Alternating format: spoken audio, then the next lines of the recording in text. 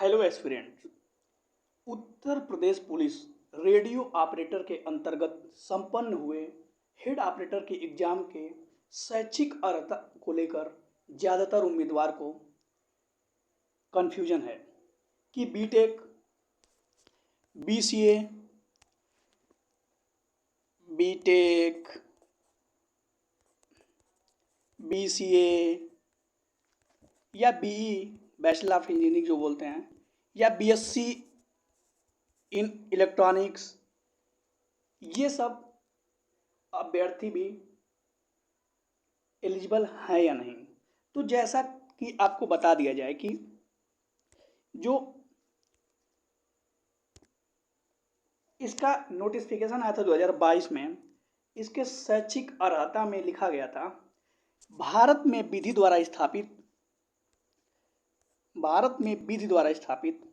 Board से electronics, telecommunication, electrical, computer science, IT, instrumentation and technology, mechanical engineering में 3 वर्षीय diploma course अथवा सरकार द्वारा समकक्ष मान्यता प्राप्त कोई भी परीक्षा उत्तीर्ण की हो।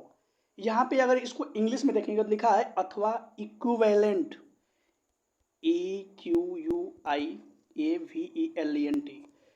इक्विवेलेंट का यहाँ पे तात्पर्य है कि जो डिप्लोमा में ब्रांच है, इसके इक्विवेलेंट कोई दूसरा परीक्षा उत्तीर्ण किया हो। जैसे कि मैकेनिकल इंजीनियरिंग में एक प्रोडक्शन होता है, एक ऑटोमोबाइल होता है, तो कोई भी मैकेनिकल से रिलेटेड जो भी इक्विवेलेंट ब्रांच हो उससे किया हो, या इलेक्ट्रॉनिक्स में इलेक्ट्रॉनिक इंस्ट्रूमेंटेशन हो या इलेक्ट्रॉनिक्स एंड कम्युनिकेशन हो, ये सब कोई भी ब्रांच हो तो वो मान्य होगा। यहाँ पे ये नहीं लिखा गया है कि बीटेक या बीसीए या अदर एलिजिबल हैं या नहीं।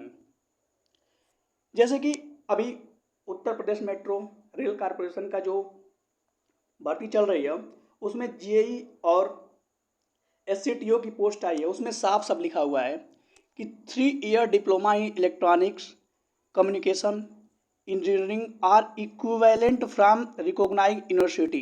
तो इसका मतलब कि जो लिखा है इक्विवेलेंट फ्रॉम रिकॉग्नाइज्ड यूनिवर्सिटी, इसका मतलब क्या, बीटेक एमटेक जो भी इसके इक्विवेलेंट भर सकते नहीं।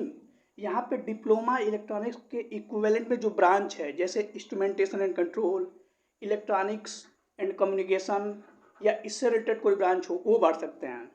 और उसमें तो जो यूपीएमआरसी की नोटिफिकेशन में साफ साफ लिखा हुआ है कि बीई, बीटेक, बीएससी ये सब से जो किए हों रिस्पेक्टिव डिसिप्लिन में वो फॉर्म नहीं भर सकते हैं।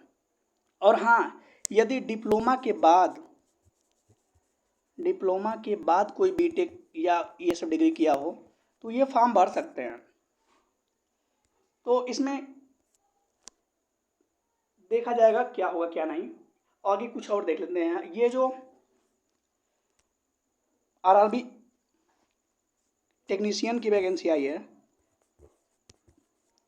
अगर उसको बीटेक चाहिए या नहीं चाहिए तो साफ साफ लिख देगा कि ये देखो 3 वर्ष डिप्लोमा, यहाँ पे ये नहीं लिखा कि इसको इक्विवेलेंट ये है, यहाँ पे ये लिखा है कि अगर इन रिसिपिएंट ब्रांच में इंजीनियरिंग डिग्री है तो भी भर सकते हैं। और ऐसे ही आरआरबी एएलपी का जो आया है फॉर्म, उसमें भी साफ साफ लिखा हुआ है कि हाँ डिप्लोमा आईटीआई तो किया वो ठीक है चलेगा, लेकिन उपरोक्त विषयों में अगर डिग्री कोई बीटेक भी किया हो तो, या बीई भी किया हो, वो भी फॉर्म भर सकता है। तो इसका मतलब कि हेड ऑपरेटर जो एग्ज़ाम है उसमें बीई वाले भर सकते हैं, बीसीए भी भर सकता है, हाँ सभी भर सकते हैं। तो देखा जाएगा। अब इसके बाद क्या होता है कि भर्ती बोर्ड जो डिसाइड करती है, भर्ती बोर्ड क्या डिसाइड करती है वो देखते हैं। और इसमें किसी को कन्फ्यूजन उतना होना भी नहीं चाहिए, क्योंकि बीटेक और डिप्लोमा वाले कोई घबराए नहीं, क्योंकि और एक दूसरे को ब्लेम करना तो बंद ही कर दो। ये आप सभी के लिए अच्छा रहेगा, क्योंकि जो एग्जाम हुआ था यूपीपी हेड ऑपरेटर का, ये यूपीपी हेड ऑपरेटर जो एग्जाम हुआ था, इसका जो सिलेबस था टेक्निकल से संबंधित कुछ है ही नहीं। तो इसमें कोई नहीं कह सकता कि लोग ये उच्च डिग्री वाली मेरी हक ले रहे हैं या कोई और हक छीन रहा है, क्योंकि अगर ये टेक्निकल सब्जेक्ट से होता तो वहाँ माना जा सकता है कि जो बीटेक वगैरह होते हैं, एमटेक होते हैं, ये इनका बेसिक जो होता है डिसिप्लिन सब्जेक्ट में पकड़ मजबूत होती है, तो हक ले रहे हैं, हो सकता है।